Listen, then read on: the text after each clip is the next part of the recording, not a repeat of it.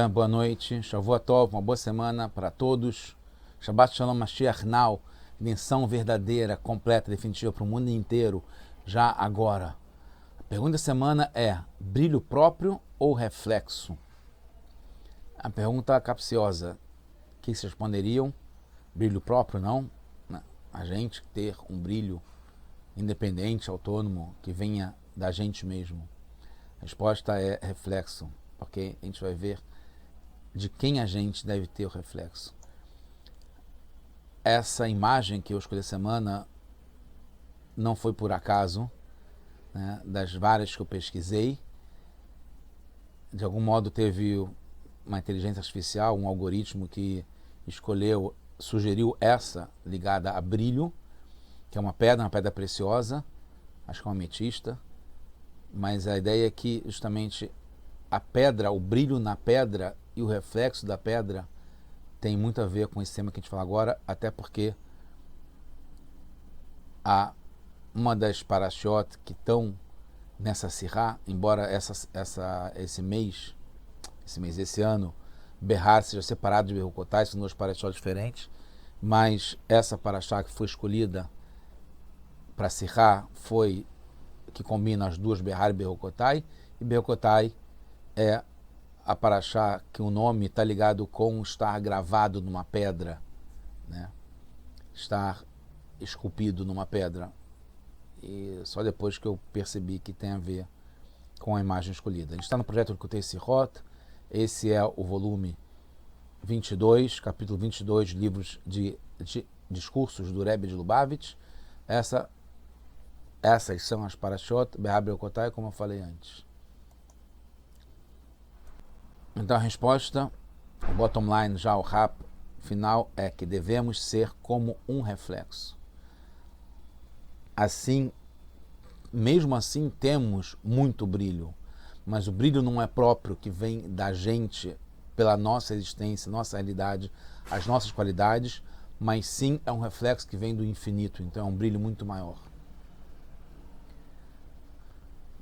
É um reflexo que vem de Hashem, de Deus aqui nesse mundo. Como uma letra esculpida, que eu falei, que está ligado com Berucotai, que não tem essência própria separada, é como um peixe no mar, é como palavras no universo, que eles estão embrenhados, impregnados, que estão o próprio universo, são as palavras que dão o código que dá a vida à programação, ao software, como o peixe no mar, que o peixe está totalmente integrado no mar, ele não pode viver fora do mar. Como se diz aqui no Brasil, como pode um peixe vivo viver fora da água fria? Isso, na verdade, vem do Rabi Akiva, como a gente sabe, né? Uma resposta sobre a pergunta: como pode um judeu viver sem estar ligado com a Torá? Então,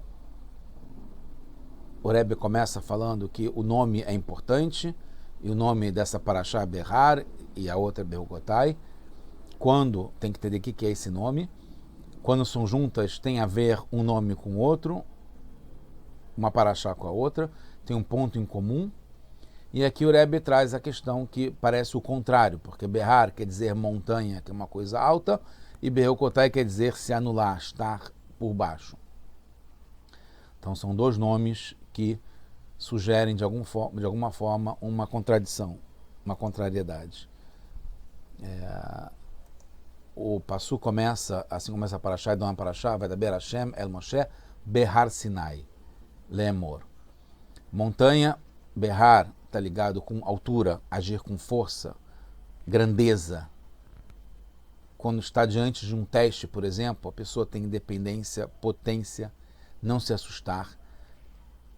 E, como o Rebbe traz, Pirkei Avot, Evei Azka Namer, você deve ser forte como um leopardo, e enfrentar, encarar o problema, o desafio de frente, está ligado com essa força, potência, grandeza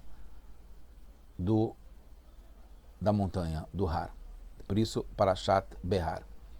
Depois a outra Parashá fala em Berucotai Teleu, se vocês seguirem os meus estatutos, na verdade os meus decretos, Hukim, de lei indiscutível,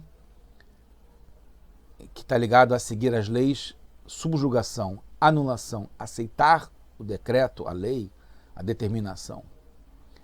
E aí, como está explicado no Urash explica e traz isso do Yomá, no Talmud, tratados de Yomá, que fala sobre o Kippur, que você não tem Reshut Leharer Ahareia, que você não tem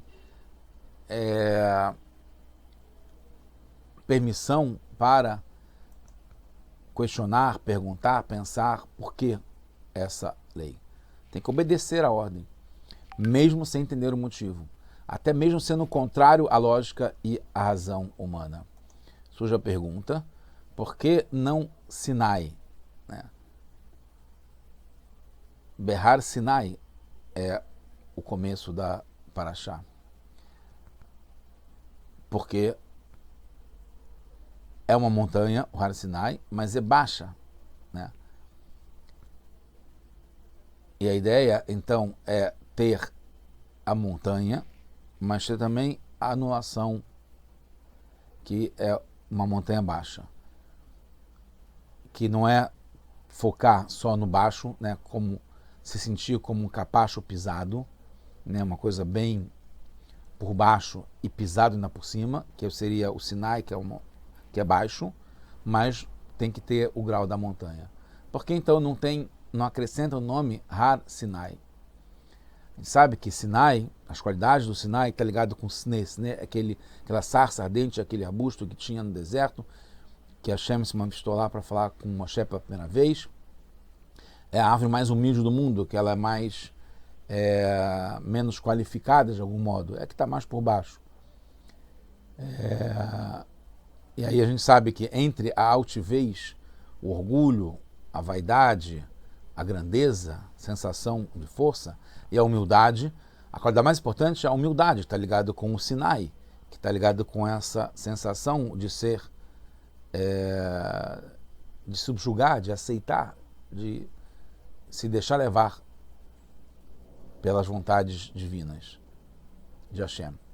Como está explicado que o Talmid Chacham, um sábio, ele deve ter pelo menos 1/64 de altivez.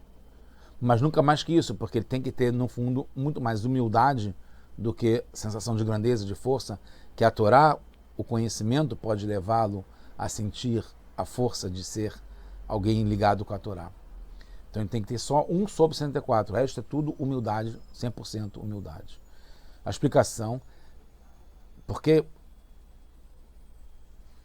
a nossa humildade leva à grandeza, porque a nossa humildade é um reflexo da grandeza de Hashem. Quando a gente se anula, a gente é humilde perante Hashem, a gente segue como um reflexo de Hashem, a gente se anula para Hashem, porque sabemos que a existência verdadeira de cada coisa é divindade. Então essa é uma anulação por Hashem. Sabe que tem diferença entre servo e emissário? Servo é o Eved, é o escravo, emissário é o Shaliach. O Shaliach é como o próprio emissor. Ele está no lugar dele mesmo. O Sheluchosh Ladam Kemoto. O emissário da pessoa que manda é como ela mesma. Então, será que ela consegue cumprir efetivamente, legalmente, a vontade do emissor que fala, vai lá e diga sim, ou assine tal contrato por mim. Só que dá para distinguir entre os dois. Tem o emissor ou o emissário. Só relacionado à missão particular é como se fosse um só, para cumprir aquela missão que ele foi enviado para lá. Diferentemente, o servo não tem essência própria, é tudo do dono. Então o que o servo compra é do dono. Como tem uma história um pouquinho mais longa, não entrar aqui no mérito, que o Baal Shem Tov, ele trouxe Alexei, que era um russo simples, mas que era o oponente do Baal Shem Tov, trouxe ele, adquiriu o Alexei como servo dele, porque tudo que o Alexei adquirisse para os outros povos contra o povo judeu, seria automaticamente do Baal Shem Tov, então o dominaria. Então, o Eved, o servo, o escravo, não precisa se anular para o dono, porque já é o próprio dono. Né? Como está explicado que Eved Melech Melech, que o servo do rei é rei, né? Na qualidade que ele é o próprio, não é o que representa como um emissário em relação ao emissor, ele é o próprio. Entende-se então que quando tem uma anulação verdadeira de Eved, de servo, de escravo, para Hashem, não tem uma contradição entre a força e a grandeza e a humildade. Porque não é nada da pessoa própria, é tudo de Hashem. Como eu falei, o servo do rei é rei. Por isso, a Parashá se chama só Behar. Não precisa amenizar a grandeza falando que é no nível de Sinai, que é o menor das montanhas, a menor das montanhas, através da anulação que possibilita essa grandeza. Porque a grandeza de Hashem não é um problema, porque já sabe que é ligada à grandeza de Hashem. Então precisa ter a humildade que resguarda e preserva para não cair no lado errado a grandeza, gerando arrogância e tentações para outras coisas, pelo fato de se sentir muito grande e superior. Então a gente tem 3 níveis, que é interessante a gente poder já aplicar isso na prática. Tem um nível que é o começo da jornada, a pessoa precisa se colocar como Sinai, né? Do Behar Sinai precisa ter o Sinai, porque ela não pode ter nenhum sentimento de grandeza que é o Behar, já que tem uma essência própria dela mesma, né? Ela se sente, ela tem um brilho próprio, então é como o Sheliach, que precisa se subjugar à vontade do emissor, para não fazer como ele, Sheliach, ele, emissário, acha que é o certo. Ele tem que estar totalmente anulado, porque ele é uma pessoa, tem um CPF, tem uma característica, né, qualidades próprias, e que ele tem que não usar o seu próprio intelecto para poder fazer exatamente a vontade do emissor, mesmo que ele não entenda. Depois tem um segundo nível, que é mais elevado, é o nível do Behar Sinai, os dois juntos, que um contrabalança o outro. Tem a pequenez, a humildade do Sinai, mas tem também a grandeza do Behar, que já pode ter a grandeza, porque o Sinai já está tomando conta para que não vire arrogância. A pessoa já pode ter um sentimento de grandeza, pois já tem uma anulação interna, sabendo que a força não vem dele próprio, é um reflexo. Mas ainda assim tem cidade da guarda do Sinai. O Sinai tomando conta do Behar. A anulação, a subjugação, a pequenez do Sinai tomando conta para que não vire altivez e arrogância. Pois ele ainda sente que está se subjugando à vontade de Hashem. Então ainda tem ele entrando na jogada. Tem alguma separação entre o Sheliach e o Meshaleach. Naquela missão, naquele momento ele está entregue, mas ele, em geral, tem uma essência própria, tem um brilho próprio, então não é um reflexo total. Aí vem o terceiro nível, que é o mais elevado, é o Sol Behar. É a montanha inteira, forte, potente, grande, porque tem uma anulação já completa para Hashem. Então não é a montanha, não é a gente. O Behar é Behar Hashem. Não é o Sinai para contrabalançar, porque o Behar representa totalmente Hashem. E a gente é só um veículo para isso. É um escravo, um servo de Hashem. Não tem nenhum pensamento fora da divindade. Então, precisamos saber que a nossa alma não foi mandada para o exílio e não está subjugada aos governos e povos do mundo. Não tem o que possa dobrar a nossa fé, a nossa Torá, as nossas mitzvot, os nossos costumes. A lei do país é lei dina de Malhuta dina, isso é uma coisa absoluta, é importante.